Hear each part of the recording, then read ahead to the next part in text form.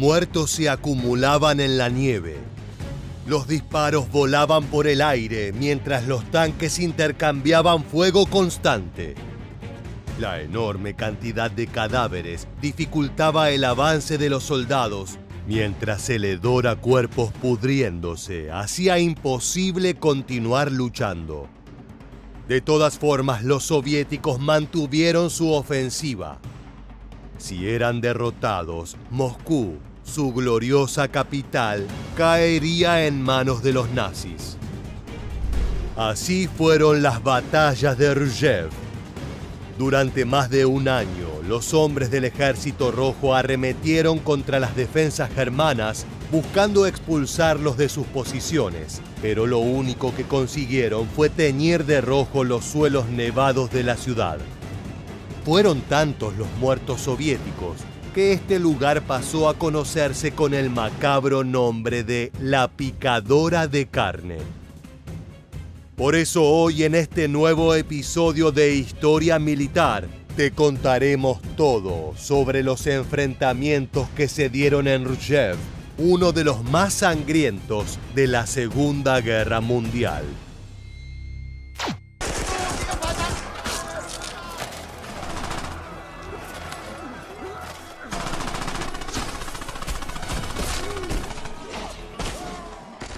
Para septiembre de 1941, apenas 3 meses después del comienzo de la Operación Barbarroja, las fuerzas nazis estaban cerca de cumplir su misión. Kiev había caído y Leningrado se encontraba completamente asediada y aislada de las fuerzas soviéticas. Adolf Hitler, buscando eliminar rápidamente a su enemigo, le dio a sus hombres vía libre para desatar las mayores crueldades inimaginables, tanto contra los soldados del Ejército Rojo como contra la población civil.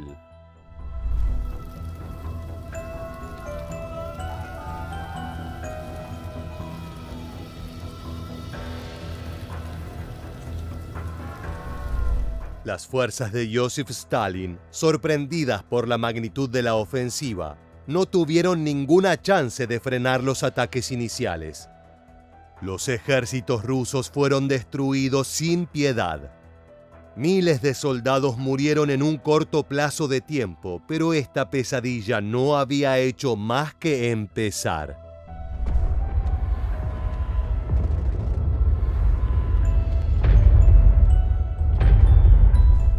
Si bien el ejército soviético superaba ampliamente en número a los invasores, no podía enfrentarse a su doctrina de guerra relámpago.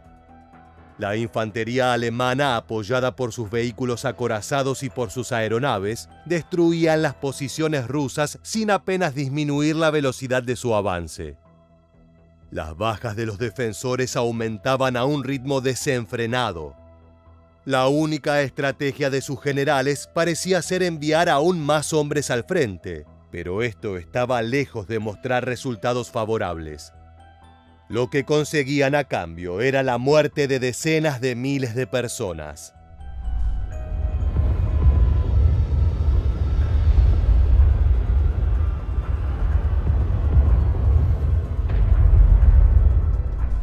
Moscú era el único de los objetivos principales de Hitler que aún quedaba en pie. El 2 de octubre de 1941, el Führer ordenó el comienzo de una ofensiva que él suponía le daría acceso de una vez a su ansiado trofeo. La batalla comenzó de forma favorable a los alemanes, que consiguieron capturar a aproximadamente 600.000 soviéticos y matar a 100.000. Varias ciudades importantes también fueron conquistadas, entre las que se encontraban Novgorod, Kursk y Rjev. Sin embargo, fue en este momento donde comenzaron las temibles lluvias otoñales rusas que convirtieron el terreno en un lodazal. Los tanques no podían avanzar y muchos quedaron atascados en el barro. Los generales alemanes recomendaron a Hitler frenar la ofensiva y esperar que el clima mejore, pero el Führer se negó rotundamente, no con Moscú tan cerca. Convencido de que los soviéticos estaban a punto de quebrarse, ordenó continuar.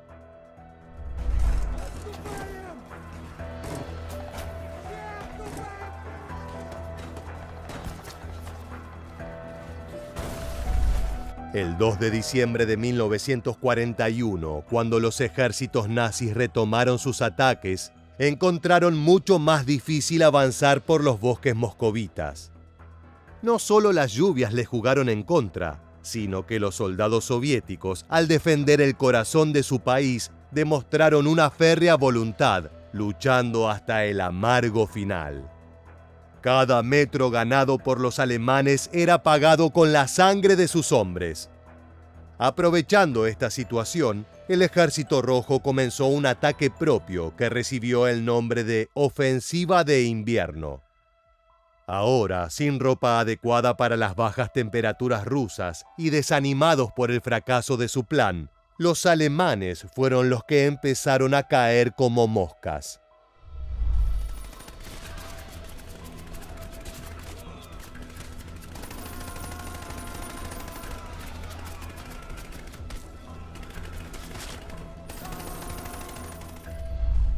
Para enero de 1942, los soviéticos habían conseguido expulsar a sus enemigos de las inmediaciones de Moscú. La capital aún no estaba completamente a salvo, pero ya no corría peligro inminente. Stalin, sin embargo, no estaba satisfecho con estos resultados. Solo eliminando completamente la presencia alemana en esta zona podría relajarse. Los nazis se habían retirado hasta la ciudad de Ruzhev, la cual se fortificó fuertemente a la espera de nuevas ofensivas rojas. Hitler había prohibido que sus tropas retrocedieran siquiera 1 kilómetro más. Cualquier soldado que lo hiciera corría peligro de ser ejecutado por desertor. La posición debía ser defendida hasta la última gota de sangre.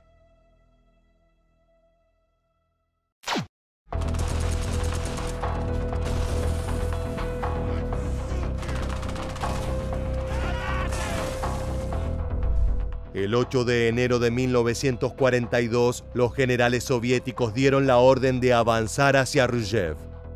Cientos de miles de hombres se abalanzaron salvajemente contra las líneas alemanas. Al igual que lo hizo Hitler en los meses anteriores, Stalin también pensó que su enemigo estaba cerca de su punto de quiebre, por lo que mandó a atacar sin reservas. 3 ejércitos enteros avanzaron contra el flanco derecho de los nazis, buscando penetrar en sus fuerzas, rodearlos y destruirlos. Pero habían subestimado gravemente a su rival. Los germanos, aún sufriendo el invierno y la falta de suministros, fueron capaces de organizar una sólida defensa. Barreras de alambre de púas cortaban todos los caminos y nidos de ametralladoras cubrían cualquier punto de avanzada. Luego de que los hombres del Ejército Rojo comenzaron su ataque, Ruzhev se convirtió en un baño de sangre.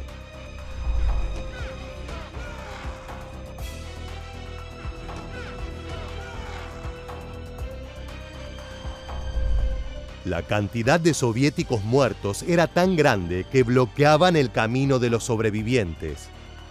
En estos denominados Valles de la Muerte, los atacantes se vieron obligados a arrastrarse cuerpo a tierra, pasando por encima de los cadáveres putrefactos de sus camaradas. Mientras los días transcurrían sin que los comunistas pudieran progresar en su ofensiva, el olor a pudredumbre se volvió insoportable.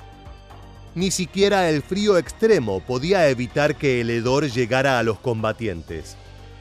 Debido a las pésimas condiciones, las enfermedades contagiosas se volvieron muy comunes, debilitando aún más a los soldados del Ejército Rojo. Hitler, mientras tanto, ordenó que divisiones de otros frentes de batalla fueran trasladadas hacia Ruzhev para continuar la lucha.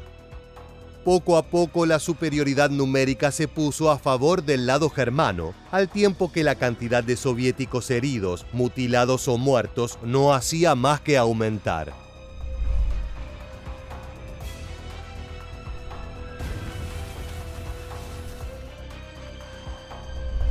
La falta de medicinas en el campo de batalla provocó que aún las lesiones más leves pudieran ser mortales. Debido a la escasez de recursos, los enfermos o heridos que podían continuar luchando eran expulsados de los hospitales de campaña y enviados una vez más al frente. Las órdenes de Stalin seguían siendo las mismas. Eliminar la amenaza contra Moscú era la única prioridad. Para fines de enero, los soviéticos utilizaron un ejército entero para realizar un ataque contra las posiciones alemanas al oeste de Ruzhev. Pero las contraofensivas nazis consiguieron cortar la línea de suministros rusa y fueron capaces de rodear completamente a su enemigo. Los combates en esa zona duraron meses y fueron de una brutalidad absoluta. Cada día que pasaba, el número de defensores disminuía sin que se pudieran hacer llegar refuerzos, munición o comida. Debido al impresionante número de muertos, los soviéticos bautizaron a Ruzhev como la picadora de carne.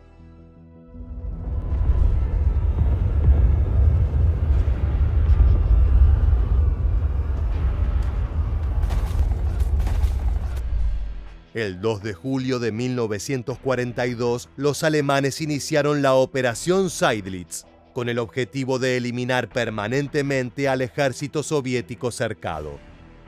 El terreno pantanoso dificultó la utilización de tanques en ambos bandos, pero la artillería germana superaba en número a la de sus enemigos y consiguió destruir una gran cantidad de acorazados.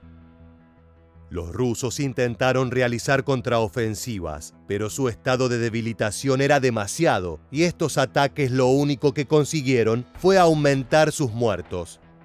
Para el 21 de julio, los soviéticos habían sido casi completamente eliminados. Sufrieron 60.000 bajas, la mayoría de ellos asesinados por las balas nazis. Los alemanes, por su parte, perdieron menos de 4.000 hombres. Su victoria parecía garantizada.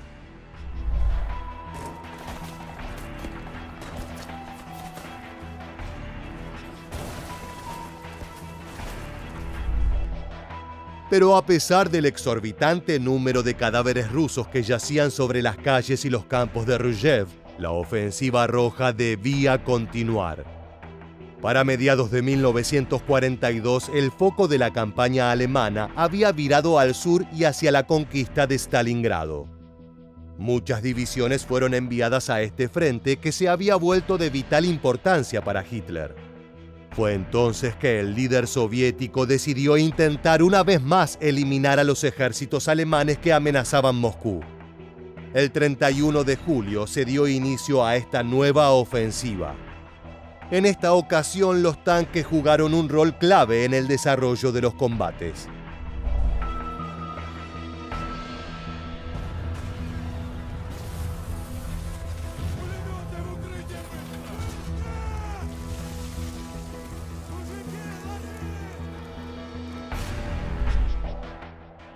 Aproximadamente 1.500 acorazados, contando los de ambos bandos, tomaron parte en esta segunda batalla de Ruzhev.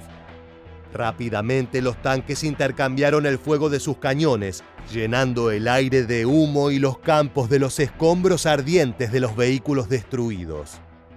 Las tripulaciones que no conseguían escapar de estas jaulas de acero eran calcinadas vivas. Los combates fueron extremadamente brutales. Si bien su estrategia inicial hasta el momento no le había dado resultados positivos, Stalin no la modificó en lo absoluto. Envió a todos sus hombres al frente sin ningún tipo de resguardo. Tal como había pasado en las ofensivas anteriores, los soviéticos cayeron como moscas frente a la sólida defensa germana sin que se lograran importantes ganancias de territorio. A comienzos de octubre, cuando la acometida soviética se había quedado sin fuerzas, las bajas del Ejército Rojo casi llegaron a 300.000. Habían sido completamente diezmados.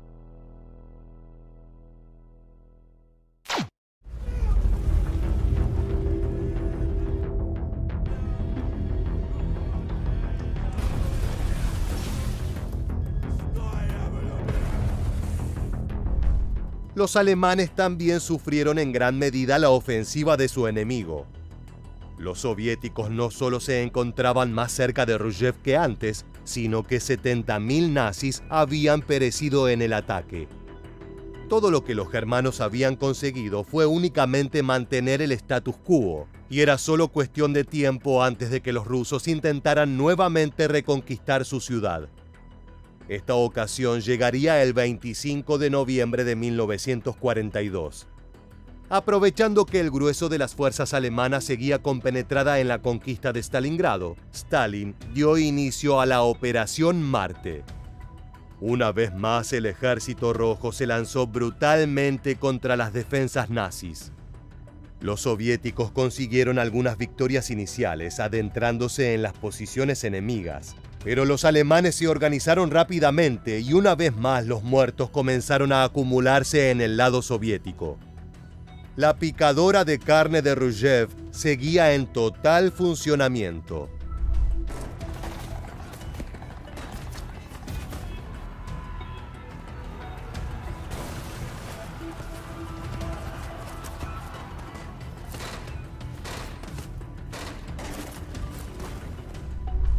El mal clima, lleno de una densa niebla, provocó que la Fuerza Aérea Roja y las piezas de artillería no pudieran darle apoyo a su infantería.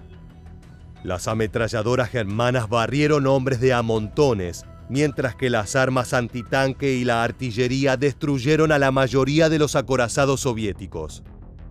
Si bien los soldados de Stalin consiguieron ciertas ganancias territoriales, eran mucho menores de las esperadas.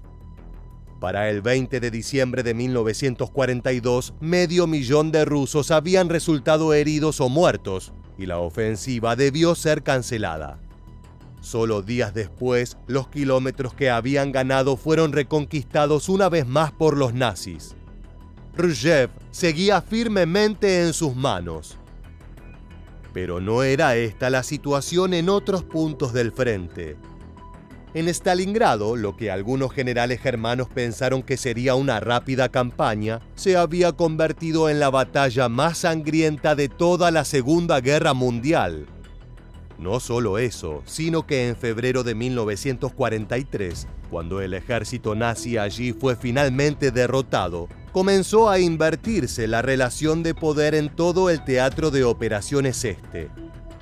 Los soldados de Hitler, impactados por la aplastante aniquilación de sus fuerzas, se batieron en retirada. Los soviéticos no desaprovecharon ese momento.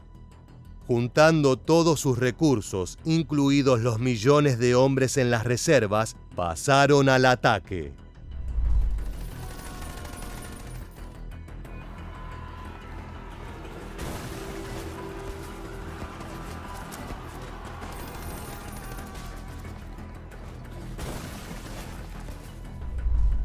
Para marzo de 1943, el frente alemán había retrocedido cientos de kilómetros desde sus posiciones ganadas hasta llegar a la ciudad que llevaba el nombre de su enemigo. En Ruzhev, las fuerzas germanas seguían firmemente establecidas, intercambiando solo disparos esporádicos con el enemigo. Sin embargo, las noticias de la derrota de sus camaradas en Stalingrado y su posterior huida llegaron a sus oídos. Ahora sabían que corrían el peligro de quedar atrás si no comenzaban su propia retirada. A regañadientes y con la certeza de que serían eliminadas por los inspirados soviéticos de lo contrario, Hitler ordenó abandonar la ciudad cuya defensa tantos muertos había ocasionado. Cuando el Ejército Rojo lanzó su nuevo y último ataque contra las fuerzas invasoras, apenas encontraron resistencia, la cual fue eliminada rápidamente. Luego de más de un año de sangrientas y brutales batallas, Ruzhev estaba en manos soviéticas una vez más. Los combates librados allí son frecuentemente olvidados cuando se discute la Segunda Guerra Mundial, opacados por otros enfrentamientos más espectaculares. Sin embargo, esta pequeña ciudad se convirtió en la tumba de más de 1 millón de soviéticos. Las bajas alemanas son solo levemente menores. De los 20.000 ciudadanos que se encontraban en el lugar cuando los nazis llegaron, solo 362 permanecieron en Ruzhev cuando estos huyeron. La ciudad quedó reducida a escombros, con casi la totalidad de sus edificios colapsados. Su reconstrucción llevó décadas. La enorme cantidad de muerte y destrucción, de vidas perdidas y afectadas por estos combates, deben ser recordadas. Con esta intención se realizó la película cuyas escenas fueron mostradas a lo largo del video. El film lleva el simple nombre de Ruzhev, dirigida por Igor Kopylov y estrenada en 2019, la cual busca mostrar lo brutal que fueron los enfrentamientos librados en esta pequeña ciudad.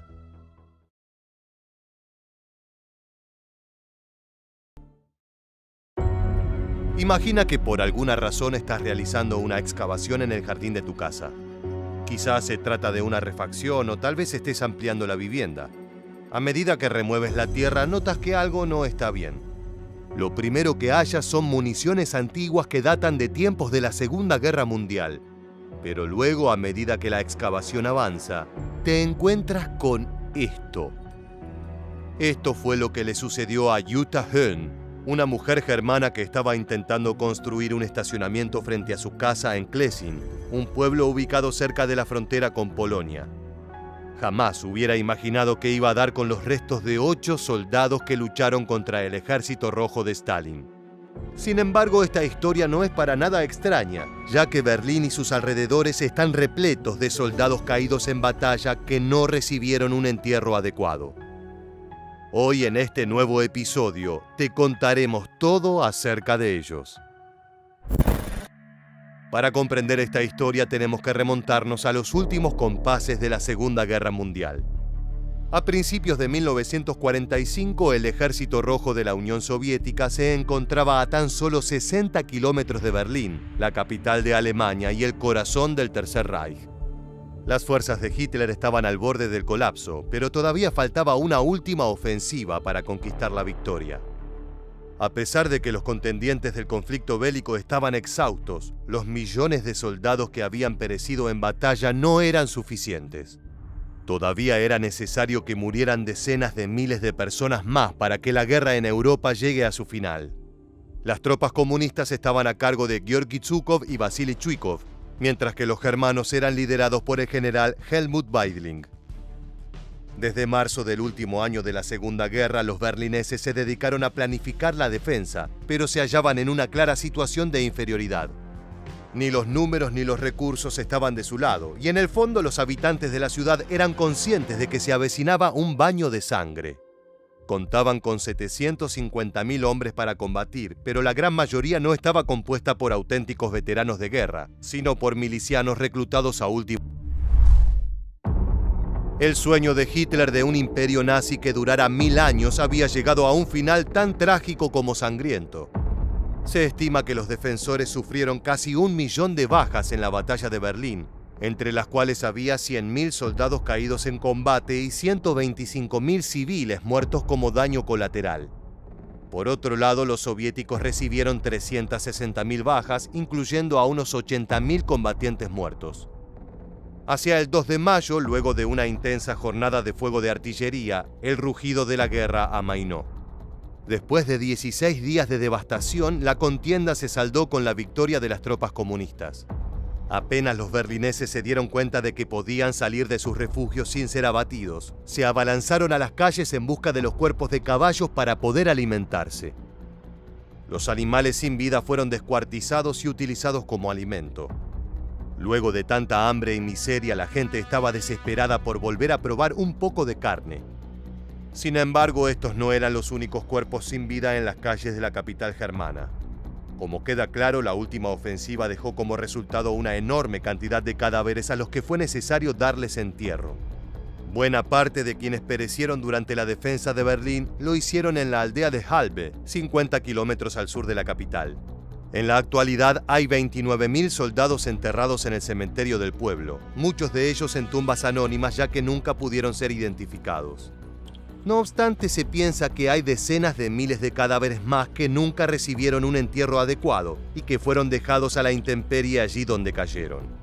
La mayoría se encuentran en un bosque de pino ubicado en las afueras de Halbe, en un espacio que ha sido señalizado con placas en la tierra para que aquellos que caminan entre la vegetación sepan dónde están parados. Hoy en día existen personas que se dedican a buscar en estos lugares restos de soldados germanos y soviéticos que murieron en combate. Uno de ellos es Joachim Kozlowski, a quien puedes ver en estas imágenes registrando el bosque. Él perdió a 2 de sus tíos en el conflicto bélico, por lo que conoce mejor que nadie el dolor de no conocer el paradero de un ser querido.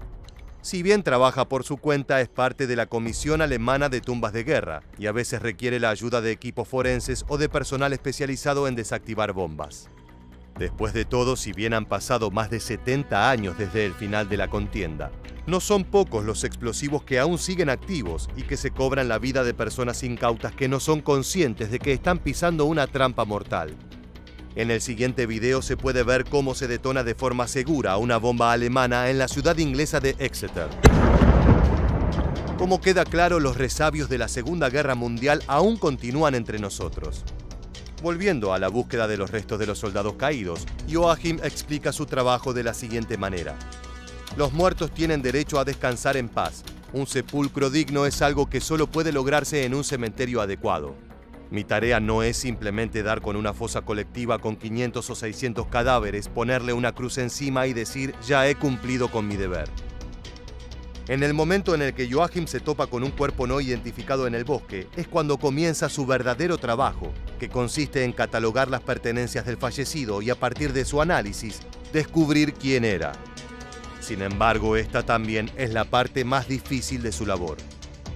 Es más sencillo descifrar una identidad cuando se encuentran las chapas de identificación que portan todos los soldados y que tienen inscripto un número que remite a su legajo personal. En los casos en los que la chapa ha sobrevivido en buen estado al paso del tiempo, es posible enviarla al Centro de Información del Ejército Alemán, donde luego de revisar sus registros antiguos pueden confirmar el nombre de la persona en cuestión. El proceso culmina cuando Joachim se contacta con los descendientes del soldado para explicarles que finalmente conocen el paradero de su familiar y que van a darle un entierro apropiado. No obstante, la búsqueda se vuelve más complicada cuando los restos no tienen chapa. En estos casos, que son la mayoría, hay que reconstruir su identidad como si se estuviera armando un rompecabezas. Das, was wir heute festgestellt haben, das sind einige unvollständige, defekte, zerstörte, stark zersetzte Gebeine. Zum einen, das ist ein Teil des Oberarms. Cualquier objeto personal que esté junto al cadáver es capaz de revelar información crucial. A veces es un anillo de casado, un par de botas, un trozo de uniforme, un amuleto de la buena suerte o un relicario con las iniciales de un hijo, una madre o una esposa. Para recuperar los cuerpos, Joachim utiliza un equipo relativamente simple que consiste en una pala y un detector de metal, aunque en ocasiones también tiene que usar una excavadora mecánica. Los restos están enterrados a diferentes niveles de profundidad que pueden ir desde los 50 centímetros hasta los 15 metros. Todo depende de cómo fallecieron esas personas, ya que no es lo mismo perecer a causa de un disparo, ser aplastado por un tanque o morir engullido por una explosión. Cuando esto último fue lo que sucedió, es fácil advertirlo debido al cráter ocasionado por la bomba, que altera el terreno y deja esquirlas de metal salpicadas alrededor.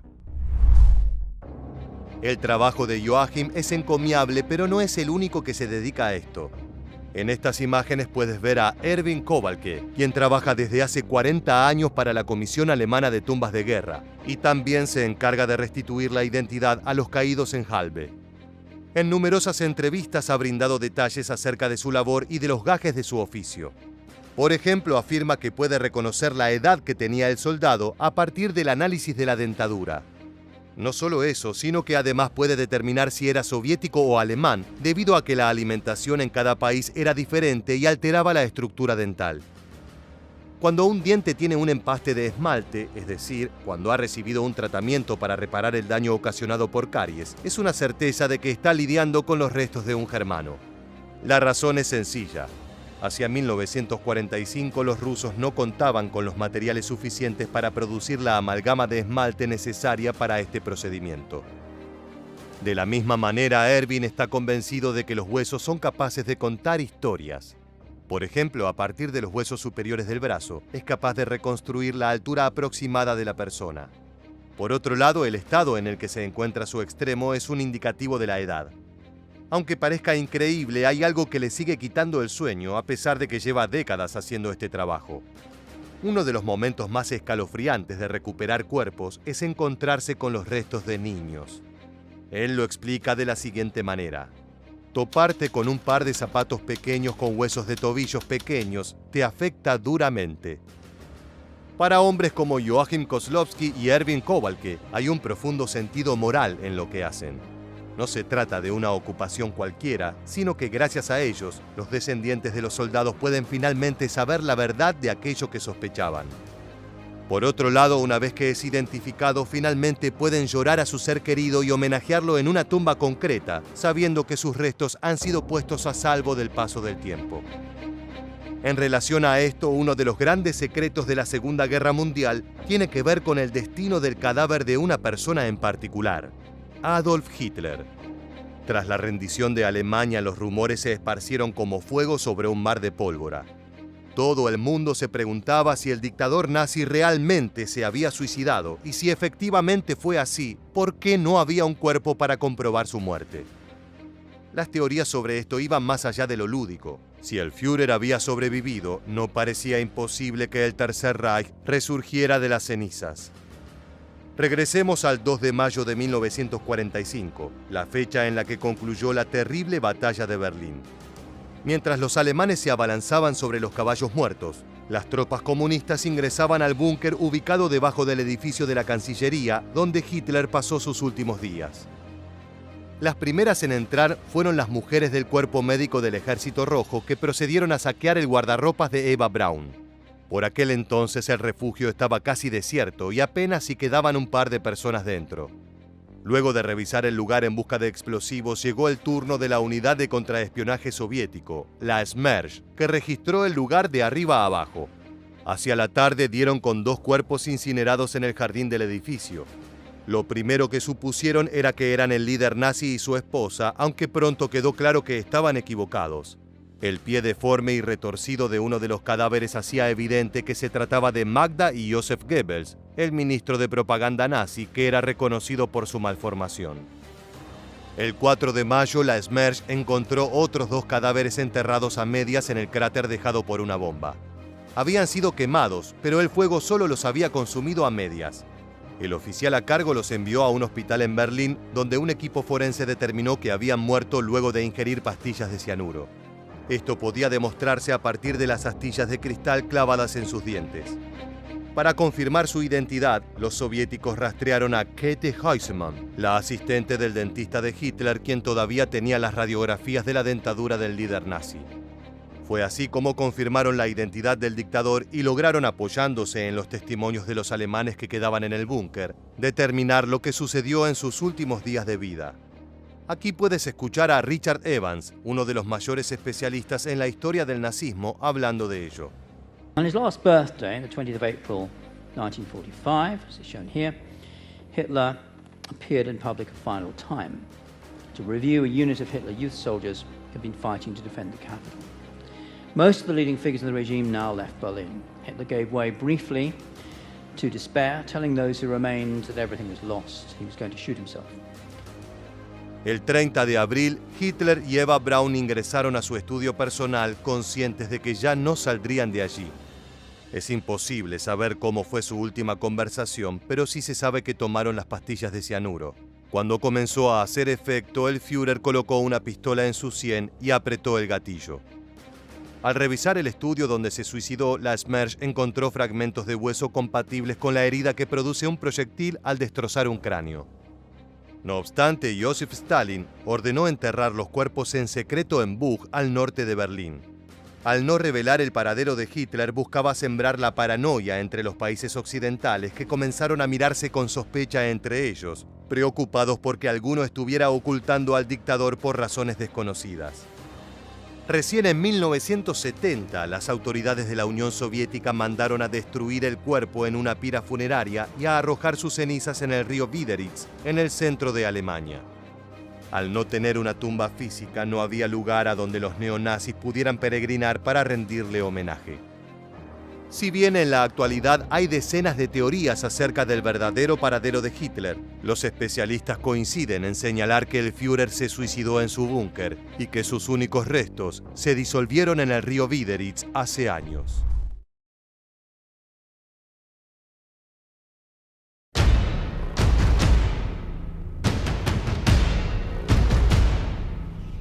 En la aurora del 22 de junio de 1941, el mundo fue testigo de una batalla que estremeció los cimientos de la civilización occidental. La insaciable máquina de guerra de Adolf Hitler desató su furia ante una Unión Soviética totalmente desprevenida. La Operación Barbarroja signó el comienzo de un conflicto que dejaría a Europa empapada de sangre inocente. Para Stalin y el liderazgo soviético, la invasión alemana llegó como un golpe letal que desgarró su ilusión de seguridad. El poder del Ejército Rojo, hasta ese momento considerado invencible, se desmoronó ante el embate implacable del Blitzkrieg, que se traduce como la Guerra Relámpago. Ciudades enteras ardieron bajo el fuego de los bombardeos, mientras que el campo quedaba teñido de escarlata por el sacrificio de los valientes soldados rusos. Sin embargo, luego del estruendo de las armas, hubo una verdad aún más oscura y perturbadora. Las cosas no salieron como el Führer había planeado. Los historiadores consideran el fracaso de este plan un punto de inflexión en la Segunda Guerra Mundial y el principio del fin de la superioridad alemana. ¿Por qué, en definitiva, la Operación Barbarroja, a pesar de sus éxitos sanguinarios, significó una derrota crucial para el Tercer Reich? Te invitamos a ver este video en el que iremos a fondo de la paradoja sobre el mejor operativo nazi y su más devastador fracaso. Abrocha tus cinturones y prepara tu abrigo para la inclemencia del invierno ruso.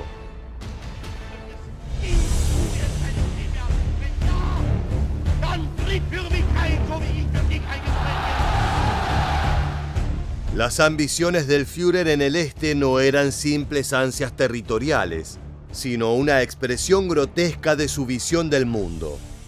Stalin representaba para él la personificación del mal absoluto, el comunismo, la inferioridad de los eslavos y el fantasma de la influencia judía. En su delirio de grandeza, la victoria sobre Rusia no era solo un objetivo militar, sino una cruzada para esparcir el terror y la muerte por toda Europa. Los líderes nazis, influenciados por la rápida y exitosa Blitzkrieg contra Francia en 1940, contemplaron con optimismo la posibilidad de aplicar una estrategia similar en su invasión de la Unión Soviética. Confiaban en el potencial de sus avanzados tanques y en la supuesta vulnerabilidad de Stalin, percibida como un vasto pero frágil gigante de arcilla que se desmoronaría fácilmente ante el embate alemán. Esta percepción alimentó la creencia de que la conquista del Este sería una empresa relativamente rápida y sencilla. Durante las primeras semanas de la guerra, la Blitzkrieg avanzó vertiginosa, logrando invadir a Estonia, Letonia y Lituania. Fue el 22 de junio de 1941 cuando la ofensiva fue desatada a lo largo de un frente de 1.800 millas, desde el mar Báltico en el norte hasta el mar Negro en el sur, tomando por sorpresa al liderazgo ruso y encontrando al Ejército Rojo en un estado de parcial estatismo. Las fuerzas alemanas avanzaron, con divisiones blindadas bajo generales como Gerd von Rundstedt y Heinz Guderian, logrando avances notables. Ciudades cayeron y vastas áreas fueron capturadas rápidamente, mientras los nazis avanzaban hacia sus objetivos. La resistencia, aunque inicialmente desorganizada, demostró ser resiliente. A pesar de los cercos y las pérdidas abrumadoras, las tropas de Stalin lucharon con tenacidad, obstaculizando el avance nazi con una feroz resistencia y tácticas de guerrilla. En el sur, los generales alemanes Gerd von Rundstedt y Ewald von Kleist rompieron las defensas soviéticas y cruzaron hacia el Mar Negro. Los cercos en Kiev y Vyazma produjeron cientos de miles de prisioneros rusos. No obstante, los focos de lucha persistieron, frustrando los intentos alemanes de conquista total. К вам обращаемся, друзья мои. Вероломные военные нападения гитлеровской Германии на нашу родину начаты 22 июня. Por su parte, Stalin nunca creyó en la materialización de la Operación Barbarroja e incluso en las etapas iniciales del conflicto, cuando los aviones soviéticos estacionados eran blanco de los bombardeos enemigos, buscaba negociar una solución. Ante las constantes advertencias de la diplomacia anglosajona, tanto británica como estadounidense, el mandatario solía sonreír burlonamente por los métodos empleados hasta entonces por su aliado. Sin embargo, esta percepción resultó ser un grave error de apreciación. Cada alerta previa había sido diferente y en esta ocasión, Hitler mantuvo un notable silencio sobre sus movimientos militares, que solo se rompió media hora antes del estruendo de los cañones. Ucrania, conocida como el granero de la URSS, fue crucial en la Operación Barbarroja, mientras que otras regiones fueron dejadas a su suerte. El bloqueo británico impulsaba al nazismo a tomar el control de estos recursos alimenticios. La producción rusa fue destinada a los conquistadores y se establecieron cultivos agrícolas primitivos en la nueva división administrativa liderada por Alfred Rosenberg. Polonia fue convertida en un protectorado llamado Ostland, mientras que a Ucrania se le concedió independencia para unirla al Reich. El 22 de junio de 1941, exactamente un año después de la rendición de Francia, Joseph Goebbels, ministro de propaganda del Tercer Reich, determinó cómo se dividieron las fuerzas alemanas para esta operación. El grupo de ejército centro, bajo el mando del mariscal de campo Fedor von Bock, tenía la tarea de avanzar hacia Smolensk y luego, según el plan original, hacia Moscú. Sin embargo, se desviaron hacia el norte para ayudar al grupo de ejércitos norte, liderado por el mariscal de campo Wilhelm von Lieb, en su avance hacia Leningrado. Esta división de fuerzas fue una decisión estratégica controvertida y ha sido objeto de debate entre los historiadores. Algunos argumentan que la desviación hacia el norte fue un error táctico que diluyó el poder del avance hacia Moscú, mientras que otros sugieren que fue una necesidad táctica para asegurar el flanco norte y las líneas de suministro en la campaña contra Leningrado. En respuesta, Georgi Zhukov, un destacado líder militar soviético, ordenó al Ejército Rojo atacar y destruir al invasor, pero sin cruzar la frontera hacia el Reich. Antes de eso, los rusos solicitaron a Japón que actuara como intermediario para una solución diplomática. Pero cuando quedó claro que no habría tal cosa, se anunció que la URSS había sido invadida y estaba en guerra. Para ese momento, los alemanes ya estaban siendo implacables e impiedosos con la población soviética.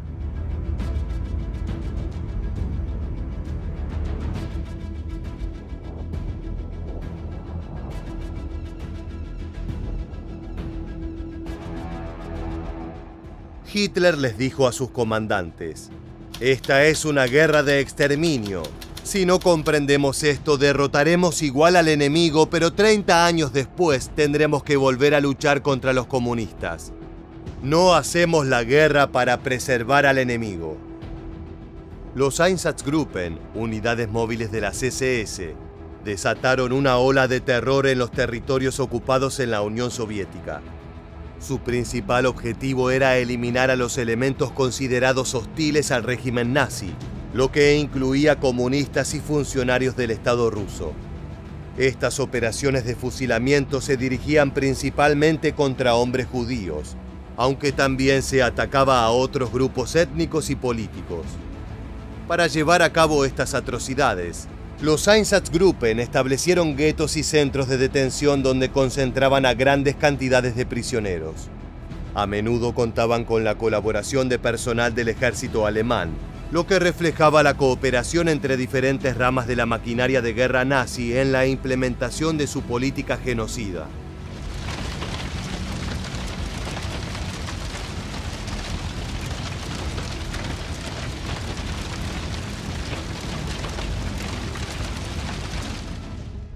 En Leningrado se estableció el momento más cruento y largo de la historia. En casi 900 días, cientos de miles de rusos murieron de inanición. Esa era la apuesta. Los que no cayeran bajo las balas nazis debían hacerlo por el hambre. Parecía que todas las defensas del este serían vulneradas. Los alemanes estaban frescos, eran millones, tenían mucho armamento. A fines de julio de 1941, llegaron a la Unión Soviética líderes de las SS y la policía designados por Himmler. Con el apoyo de auxiliares locales comenzaron a llevar a cabo ejecuciones masivas de comunidades enteras. Este periodo fue testigo de una escalada en el asesinato sistemático de civiles inocentes como parte de la estrategia nazi de erradicar a aquellos considerados indeseables. El 15 de octubre de 1941, Hitler tomó la decisión de deportar a los judíos alemanes a la Rusia ocupada. Los avances rápidos en el frente militar y los horribles crímenes cometidos contra los soviéticos influyeron en esta determinación. Esto marcó el inicio de lo que se conoció como la solución final, una política que implicaba la aniquilación física no solo de los judíos en los territorios ocupados, sino de todos aquellos que habitaran Europa. Este trágico capítulo de la historia europea llevó a la muerte de millones de personas inocentes en los campos de concentración nazis. Las cartas que enviaban los soldados nazis desde el frente a su familia desbordaban de mensajes optimistas y de confianza. Había lugar nada más que para la victoria. Sin embargo, a pesar de alcanzar las afueras de Moscú en diciembre de 1941, los alemanes se encontraron frenados por el frío amargo y los contraataques rusos. A medida que el otoño avanzaba, el ímpetu nazi se debilitaba, como las hojas que caen lentamente de los árboles. El implacable invierno ruso, que en su momento había vencido al mismísimo Napoleón Bonaparte, comenzó a acechar al ejército alemán. Las líneas de suministro se estiraban y el clima gélido cobraba su precio sobre las tropas mal preparadas. El liderazgo magistral de Zhukov, junto con refuerzos de Siberia, dio un giro a la situación contra los invasores. El sueño de capturar Moscú se desvaneció mientras las bajas nazis se disparaban y el impulso de la Operación Barbarroja se estancaba. En el sur, el avance de Kleist hacia el Cáucaso fue detenido y la posición de Rundstedt en Rostov-na-Donu se volvió insostenible. El contraataque soviético recapturó territorios clave, forzando a los alemanes a retroceder y aliviando la presión sobre Moscú. Para el invierno de 1941-1942, la Operación Barbarroja había pasado de ser un ambicioso plan de conquista a una lucha desesperada por sobrevivir. La logística se convirtió en una pesadilla, exacerbada por las tácticas de tierra quemada soviéticas que devastaban el campo e interrumpían los movimientos alemanes.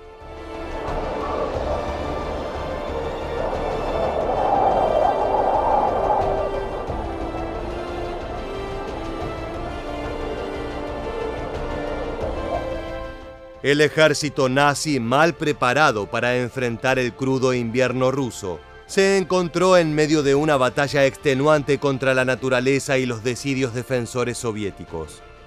A pesar de los avances iniciales, la invasión no cumplió con sus objetivos, marcando un cambio crucial en el frente oriental y prefigurando el eventual colapso de la Alemania nazi. El armamento de ambos frentes era de escalas tan gigantescas que al día de hoy son difíciles de superar. El Ejército Rojo tenía 24.000 tanques, pero solo una cuarta parte estaban en condiciones operativas. La inteligencia nazi subestimó gravemente esta cifra, estimando que el Ejército Rojo tenía alrededor de 10.000 tanques en total, Además, los soviéticos habían desarrollado dos nuevos modelos, el T-34 y el KB-1. Estos tanques eran desconocidos para los alemanes, quienes ignoraban sus capacidades en el campo de batalla. En cuanto a la fuerza aérea, la Ventro Roja tenía una ventaja numérica con alrededor de 8.000 aviones, pero muchos de ellos estaban en mal estado. Las purgas en el Ejército Rojo, que eliminaron a muchos oficiales experimentados, habían dejado al mando a hombres con escasa competencia militar. A pesar de algunos cambios tras la Guerra de Invierno, no había tiempo suficiente para entrenar bien. Por otro lado, las torpezas de Benito Mussolini causaron un retraso de hasta 5 semanas en la Operación Barbarroja. El líder fascista italiano había decidido emprender una campaña militar en Grecia sin el consentimiento ni la coordinación adecuada con su aliado alemán Adolf Hitler. Esta acción desvió recursos y retrasó la ejecución de la Operación Barbarroja. Muchos de los acusados en los juicios de Nuremberg señalaron este hecho como determinante para el fracaso, junto con el insensato propósito de capturar Moscú justo antes de la llegada del invierno. Las fuerzas del nazismo se quedaron a las puertas de la capital rusa, esperando en una estación de autobuses periférica. Sin embargo, si los plazos se hubieran cumplido, la ofensiva habría tenido lugar durante la lluviosa primavera de 1942 en Europa Central, con terrenos poco adecuados para una blitzkrieg exitosa. El curso de los eventos podría haber sido muy diferente. La caída de Moscú, la joya de la corona soviética, habría sido una hazaña monumental, un golpe que habría resonado en los anales de la historia y que a lo mejor hubiese determinado el fin de la Segunda Guerra Mundial en favor de Hitler. En definitiva, el nuevo orden mundial habría sido hoy distinto si la Operación Barbarroja hubiese tenido otro desenlace. Otro aspecto trascendental de la Operación Barbarroja y el inicio de la campaña hacia el este fue su papel como punto de quiebre en el Holocausto. A partir de entonces, la persecución y el asesinato de los judíos se llevaron a cabo de manera sistemática y sin disimulo.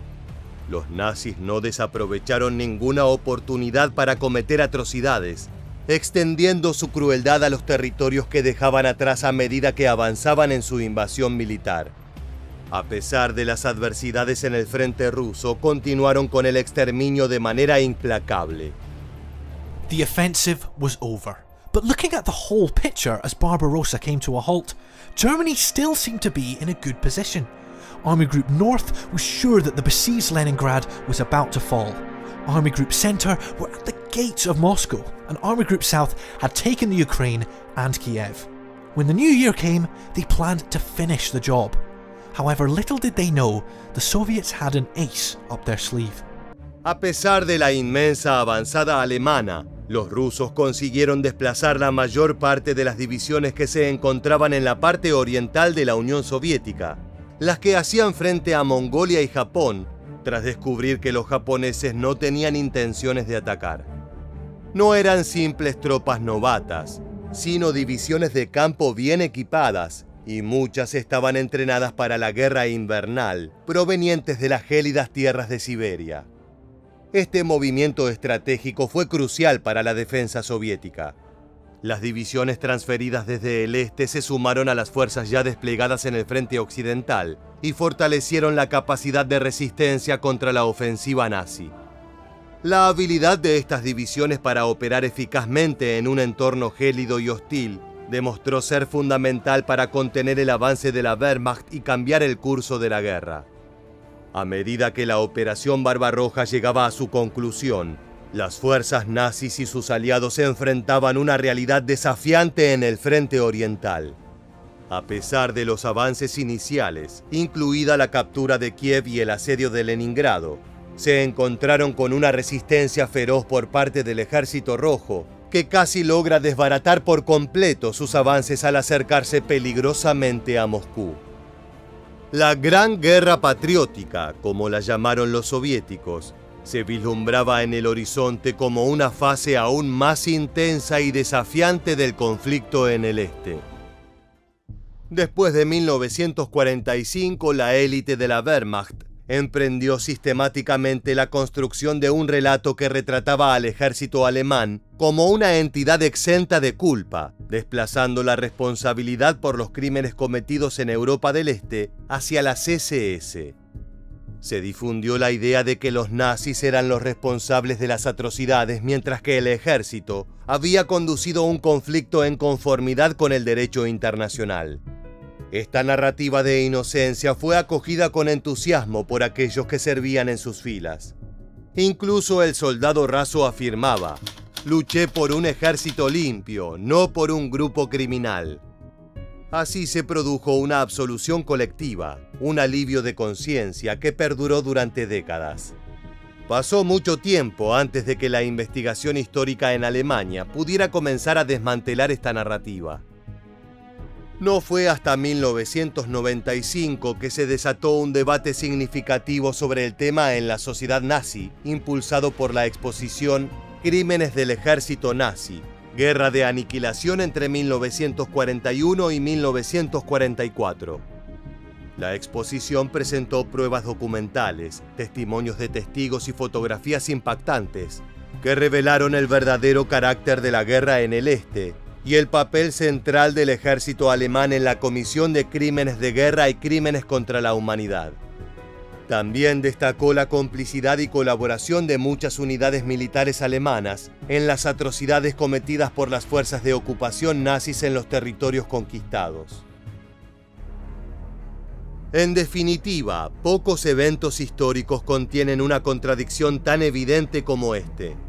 Representó el mayor triunfo momentáneo de la Alemania nazi, pero al mismo tiempo marcó el comienzo de su declive. El día que Adolf Hitler celebró lo que consideraba su mayor victoria, fue también el punto de inflexión que selló el destino catastrófico de su régimen. La continuación de la campaña del Este acabó atrapando y debilitando de manera irreversible al Tercer Reich. Hasta aquí la increíble y paradójica historia de la Operación Barbarroja. Los invitamos a compartir este video para que más personas descubran de primera mano los eventos que significaron el final de las ambiciones nazis en Rusia y sus consecuencias para la Segunda Guerra Mundial.